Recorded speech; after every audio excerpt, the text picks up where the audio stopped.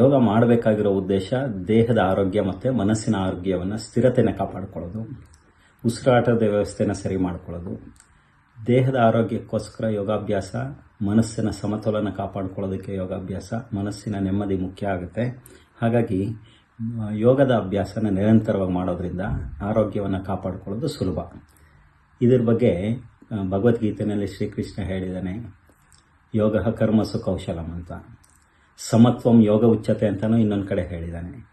ಹಾಗಾಗಿ ದೇಹ ಮತ್ತು ಮನಸ್ಸನ್ನು ನಿಯಂತ್ರಣ ಮಾಡೋದ್ರಿಂದ ನಮ್ಮ ಕಾರ್ಯದ ವ್ಯವಸ್ಥೆ ಒಳಗಡೆಗೆ ನಾವು ವ್ಯವಸ್ಥಿತವಾಗಿ ಕೆಲಸ ಮಾಡ್ಬೋದು. ಹಾಗೆಯೇ ಸಮತ್ವವನ್ನು ಸಾಧನೆ ಮಾಡ್ಬೋದು, ಆರೋಗ್ಯ ಮತ್ತು ಮನಸ್ಸಿನ ಸಮತೋಲನನ ಕಾಪಾಡ್ಕೋಬೋದು.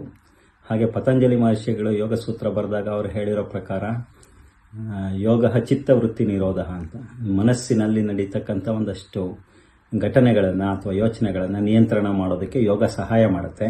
ಆ ಥರದ ಸಹಾಯ ತಗೊಳ್ಳೋದ್ರಿಂದ ನಾವು ಆರೋಗ್ಯವನ್ನು ಕಾಪಾಡ್ಕೊಳ್ಳೋದು ಸುಲಭ ಆಗುತ್ತೆ.